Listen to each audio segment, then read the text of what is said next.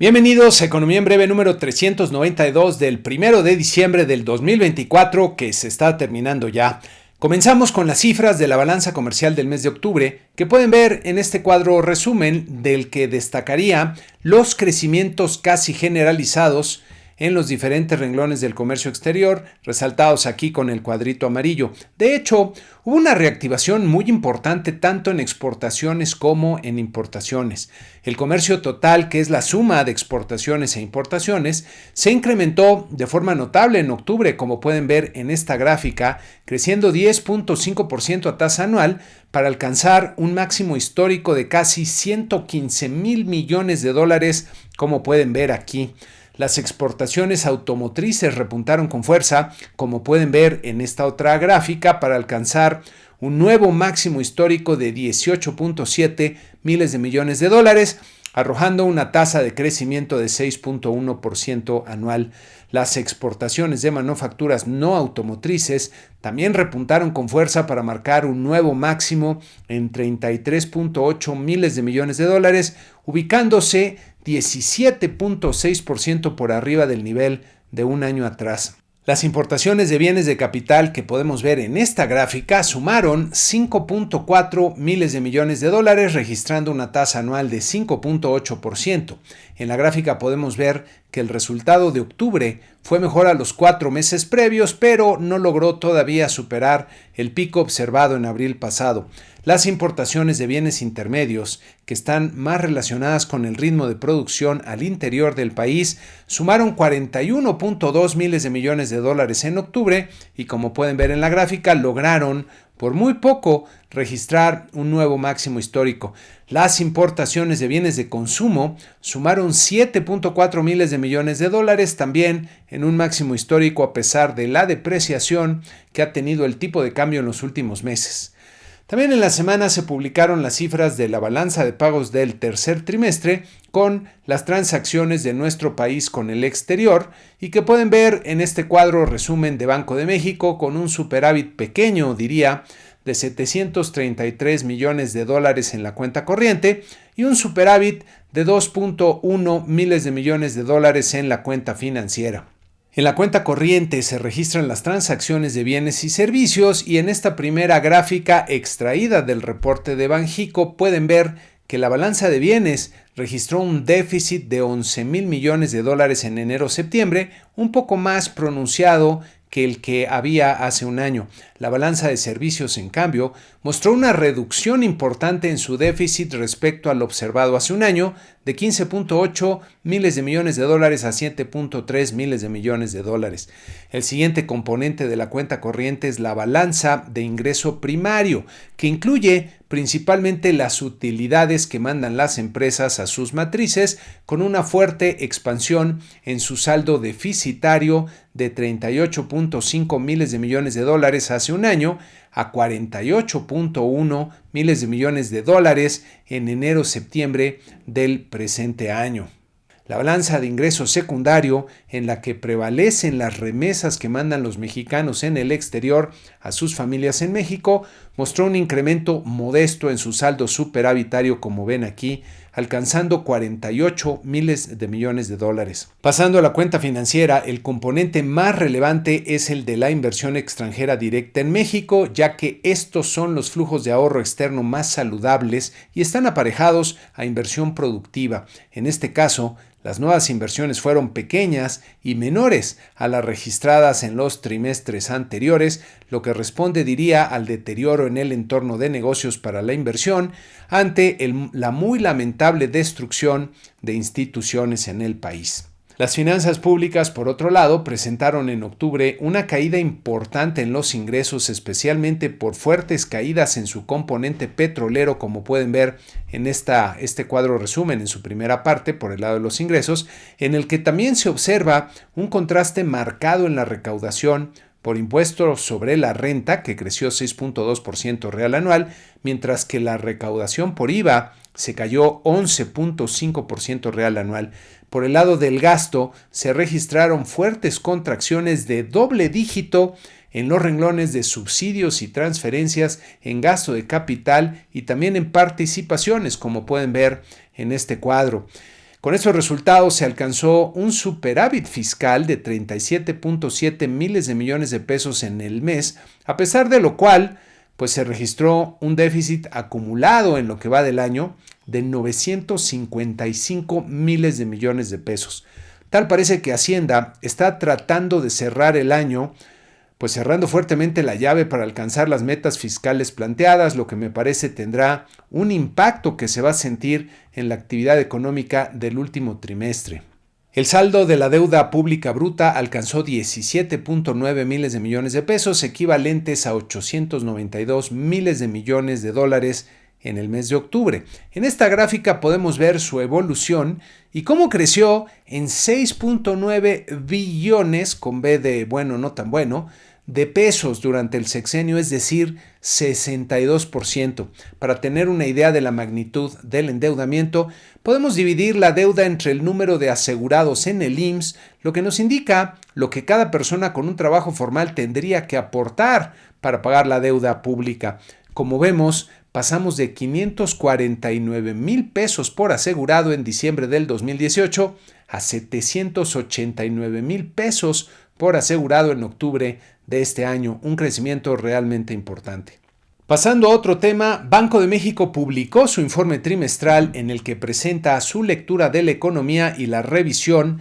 de sus pronósticos macroeconómicos, entre los que destaca el crecimiento del PIB, que pueden ver en esta lámina, revisándose ligeramente al alza para el 2024, de 1.5% en su entrega anterior a 1.8% en la actual, y manteniendo el pronóstico para 2025 en un débil 1.2%. Para el 2026 anticipan un crecimiento de 1.8%, que resulta bajo para el potencial que usualmente se asocia a la economía mexicana de 2%. El pronóstico para la inflación lo revisan ligeramente al alza para los siguientes 3 trimestres, como pueden ver en esta lámina, lo que responde al repunte observado en el INPC en los meses recientes. En contraste, el pronóstico para la inflación subyacente lo revisan marginalmente a la baja para los siguientes 2 trimestres, como vemos en esta otra lámina extraída del informe. El informe, por cierto, es muy extenso y completo,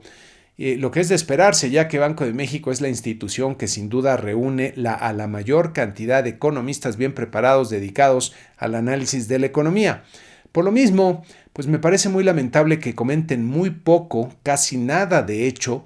sobre los efectos nocivos que tendrá sobre nuestra economía la destrucción del entramado institucional que ha hecho el gobierno de Morena y sus aliados hasta el momento. La única referencia que encontré y que está de alguna forma velada es en este mensaje encriptado, diría, de los riesgos para el crecimiento, cuando mencionan los factores idiosincráticos que se refieren a aquellos propios del país y en lo que cabe, pues un mundo de cosas. Sí nos dicen, como prescripción muy general, que hay que robustecer el Estado de Derecho, pero no se comprometen a decir que lo que se está haciendo es justo lo contrario. Desde luego, al ser un tema políticamente sensible y espinoso, parece comprensible que no se quiera mencionar, pero me parece un silencio cómplice de la destrucción que estamos viendo.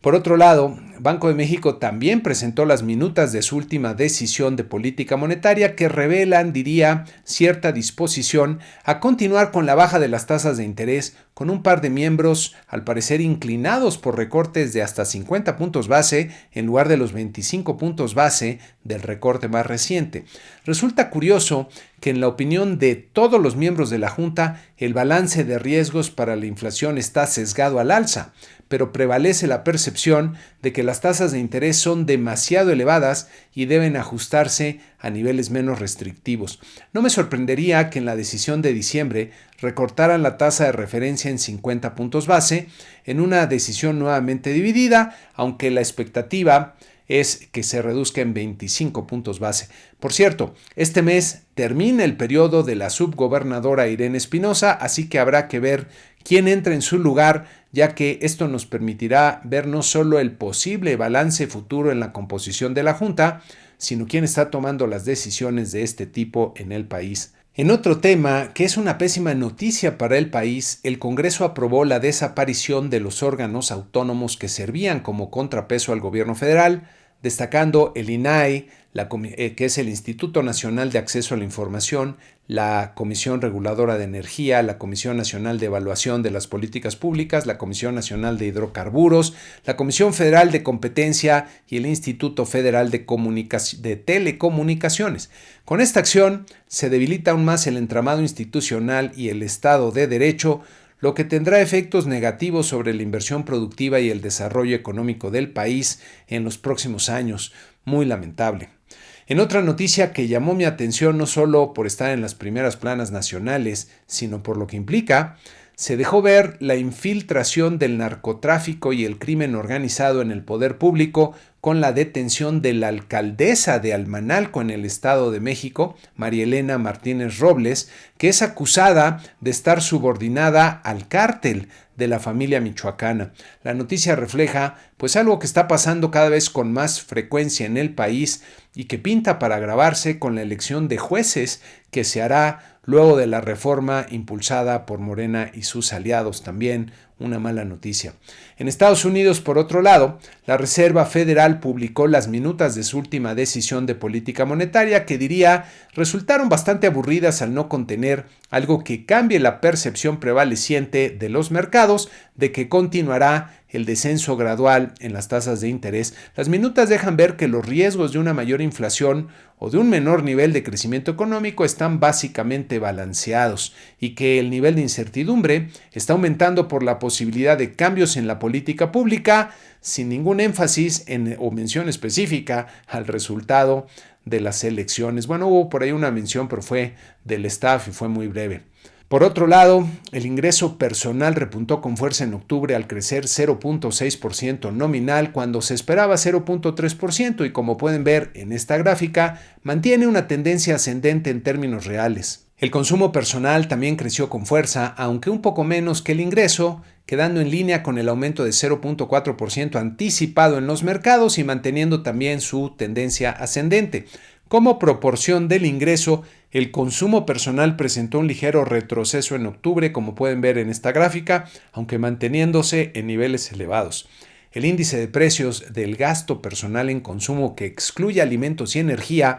que recordemos es el principal indicador de inflación para la Reserva Federal, creció 0.3% mensual en octubre, lo que si bien estuvo en línea con lo previsto, pues queda por arriba de los niveles que serían compatibles con una meta de inflación de 2% que persigue la Reserva Federal, como podemos ver en esta lámina. De hecho, a tasa anual repuntó un poquito a 2.8%, como pueden ver en esta otra gráfica, lo que en principio se percibe como un contratiempo temporal en la tendencia descendente de la inflación, pero no deja de representar un foco amarillo que habrá que seguir más de cerca. Por otro lado, en la semana se presentó la primera revisión de las cifras del Producto Interno Bruto del tercer trimestre del año, que pueden ver aquí en los crecimientos en la última columna de esta tabla. Las tasas de crecimiento del consumo personal, las exportaciones y las importaciones se revisaron ligeramente a la baja, mientras que la tasa de crecimiento de la inversión se revisó